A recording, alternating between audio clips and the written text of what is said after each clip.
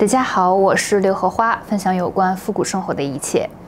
今天的视频是一期二手购物分享圣诞特辑，看看我最近又买了什么奇奇怪怪的东西吧。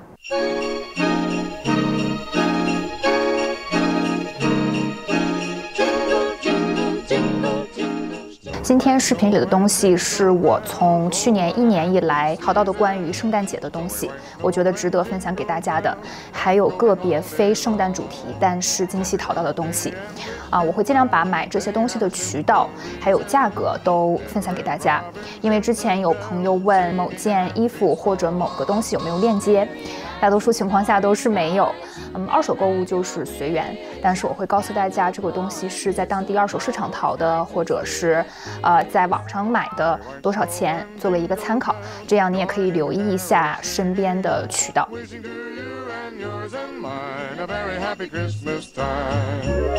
第一个东西就是我身上穿的这套来自50年代的复古毛衣裙套装，哒哒！我真的太爱了。我所在的地方，美国的密歇根州，一年当中有半年都要靠毛衣生存。虽然我特别爱花花绿绿的那种小连衣裙，但是实用度来讲，还是得靠毛衣。这套是我目前为止所有的古着中最贵的一个 splurge，是在 Etsy 上买的，当做给自己的圣诞节礼物。那这套是200多刀。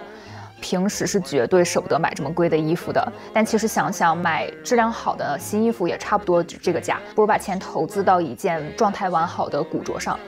是的，我的逻辑就是这么的奇怪收到衣服后简直美呆了，真的感慨这个200刀的古董衣服真的不一样，就是非常非常新的感觉。那它的标签写着牌子是 Lofties Designed by Lawrence，然后面料是100%的 wool chenille， 翻译过来是羊毛绳绒。它有点像现在流行的那种 boucle 沙发，就上面有毛茸茸的小凸起的那种质感。它最漂亮的地方就是领子的这一圈，用金线镶的钻和珍珠，太美了。大家看，在灯光下闪闪的，特别有节日气氛。大家知道，一般这种镶珠镶钻的就特别容易掉。但是这件50年代保存下来的衣服，上面这些一个都没掉，就说明它第一质量非常好，第二就是没怎么被穿过。它的这个小翻领特别可爱，还有这一排扣子都是那种大颗的钻石，稍稍有点这个蝙蝠袖的感觉，然后是收腰的设计，非常的凸显曲线。那配合下面这条同样面料的半裙，说实话这条半裙有点小了。撑一撑还是能塞进去的，就是有点勒。那这条裙子的下摆呢，有点小荷叶边的感觉，在同类型的毛衣裙套装中还是很少见的。然后这套衣服我之前还穿出去约会了，那拍了一组照片，感觉还挺满意的，发在了我的小红书和 Instagram 上。那也欢迎大家关注我的小红书和 Instagram， 里面也会发一些照片，还有一些短视频什么的。我给这套衣服搭配了一个绿色的蝴蝶结的胸针。那这个胸针是在当地的一家古董店淘的，买的时候是5刀。它的绿色绿的特别纯粹，光泽感给人感觉特别高级，中间还有一个金色小钻石的这个装饰。戴上这个蝴蝶结之后，感觉自己就变成了一个小礼物。我觉得这个胸针配大衣会特别好看，就是浓浓的圣诞氛围。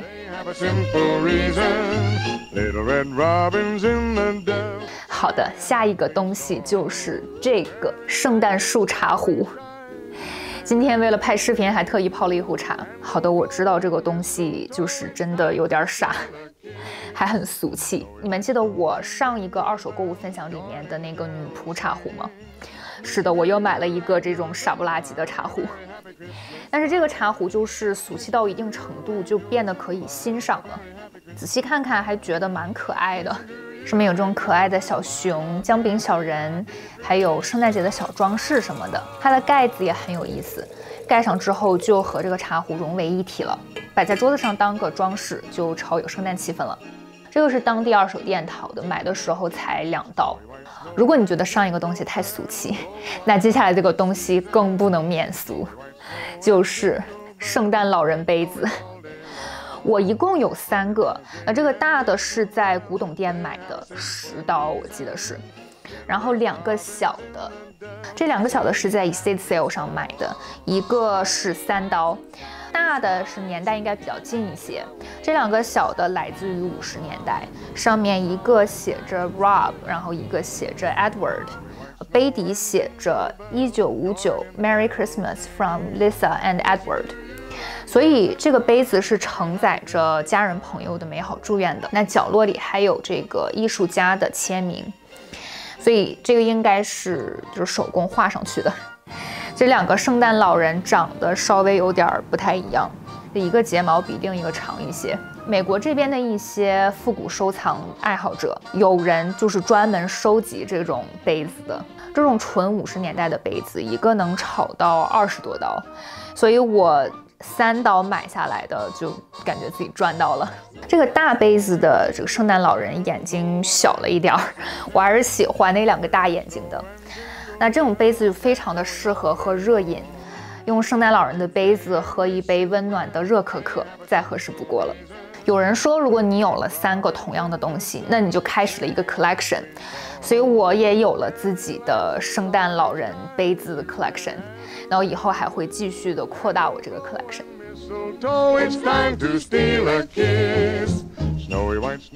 接下来说说盘子。那去年的时候，我买了这样一组圣诞节主题的盘子，它们都是这个 Nico Japan 的圣诞节系列。那这些都是在二手店，每个东西也是1到2刀。当时我觉得这个图案特别可爱，就是这种圣诞树啊、礼物啊，还有这个非常温馨的画面。那这个盘子是1995年的限量版，然后还有这个星星的盘子，超级可爱。但是后来我对这个图案其实有点审美疲劳，因为它实在是太常见了，二手店随处都能看见卖一套一套的，就还好。如果你喜欢圣诞节气氛，但又不想什么东西上都印着一个圣诞树，一个更含蓄的方法就是收集这种红色和绿色的东西。我是先买到的这个红色的盘子，然后又淘到了这个绿色的盘子，正好配成一对儿。那它们都是 transferware， 和我上一个购物分享中分享的盘子是同一个种类。它们的图案真的太精美、太复杂了。红色的这个是林间小屋，绿色的呢叫 Coaching Taverns， 就是旅途中的小酒馆。你看它周围这一圈的印花也超级精美，可惜就是绿色这里有一个缺口。红色的这个是1965年在美国制造的，那绿色的这个是在英国制造的，然后它上面写的是1828年，那我觉得这个应该不可能是1828年的盘子，只是这个图案是1828年首次印刷的。那2个盘子，一个来自二手店，一个来自 estate sale， 都是1刀。我觉得情侣2个人吃圣诞晚餐的时候用这2只盘子真的太配了。下面说一些布类的东西，首先就是这条圣诞节小围裙，大家看可不可爱？这种围裙是美国过去的家庭主妇招待客人的时候为了好看穿的，就实际上没什么卵用，因为它就是根本也保护不了你的这个下面的衣服。这个是我在 estate sale 上淘的4刀，那这个自己做也非常的简单。下面的这个东西很 random， 是一组龙凤呈祥的刺绣。对，没错。那天其实是想去二手店淘一些圣诞节的东西，在窗帘区无意间的发现了这个，因为它真的是太特别、太显眼了。这个不用说，来自中国的手工艺品肯定是要入手的，而且这个应该就是传说中的盘金绣。我以前在小红书上看过关于盘金绣的视频，但是现实生活中从来没见过。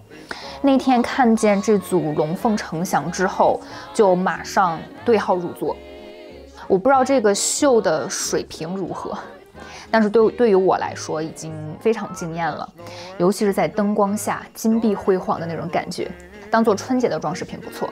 那这是一个是3刀，我是一个刺绣小白，但是我最近很迷刺绣，然后在挑战自己绣一条窗帘。那剧透一下，我的下一个视频的主题就是关于这个刺绣窗帘。所以呢，我想买这个龙凤呈祥的刺绣，也是想学习一下不同的刺绣技法。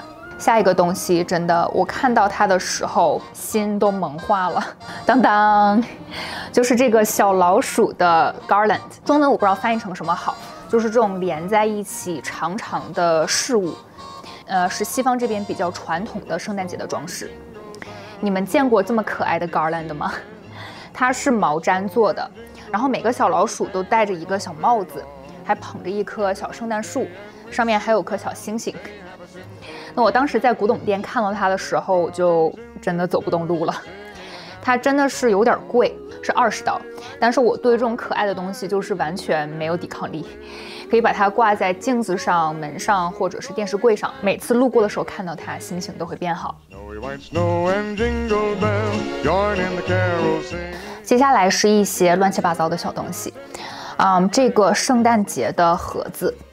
我对这种古董的金属盒子也是没有抵抗力，它们生锈之后那种岁月的质感特别吸引我。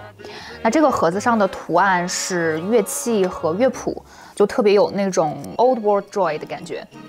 那这个是在 Etsy 上买的，14刀，然后里边就是可以收纳一些圣诞节装饰的小东西。然后是这个假蜡烛。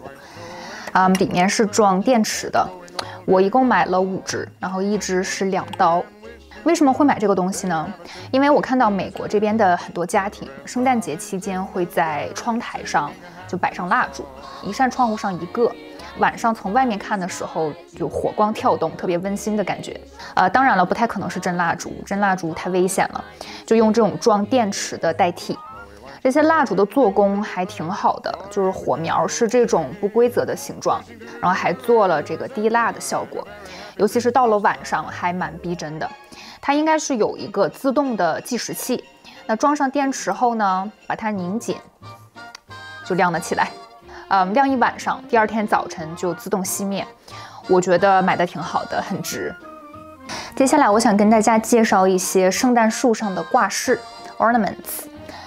今年是我们住进这个房子的第2年，也是第2个圣诞节。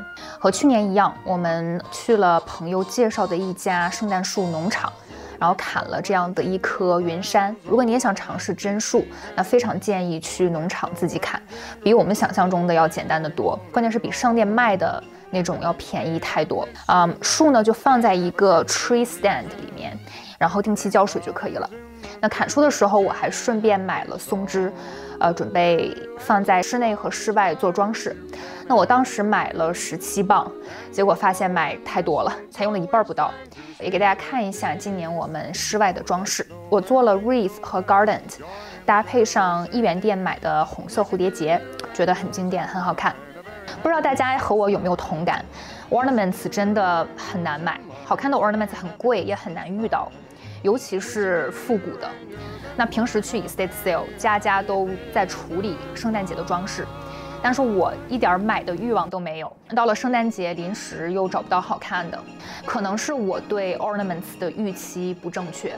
我觉得2刀以上就算挺贵的了，但是好的 ornaments 是不可能这么便宜的。总之呢，我还是不能着急，这种东西都是慢慢收集的。我给大家看几个我去年和今年收集的，觉得还不错的。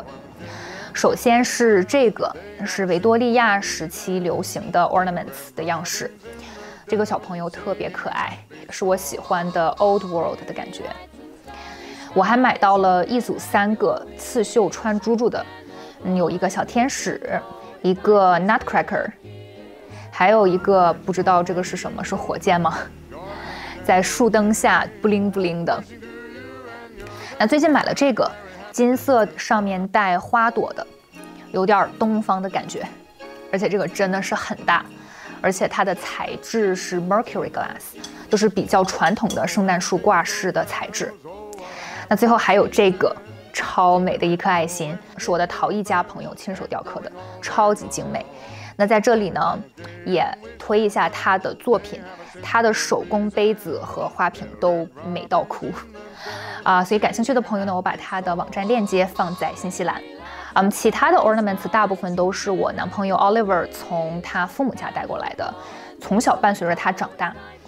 我觉得 ornaments 这种东西，如果你去超市买一堆成套的同一种颜色，然后把圣诞树装饰成像杂志里面那么完美，就没什么意思了。我还是更喜欢收集这些东西的过程。然后每一件的背后都有一个小故事，一段小回忆，这样时间越久，沉淀就越深厚，而不是就是过了几年就腻了，然后又想要买新的。好啦，那本期视频就到这里了。如果你喜欢，别忘了点赞、订阅，一键三连。我是刘荷花，分享有关复古生活的一切。那祝大家节日快乐，度过一个温暖的冬天。Snow and jingle bells, oh what a happy season. Snowy white snow and jingle bells. 这个就是 Oliver 在1995年12月的时候留下的一个手印儿，就是他4岁的时候。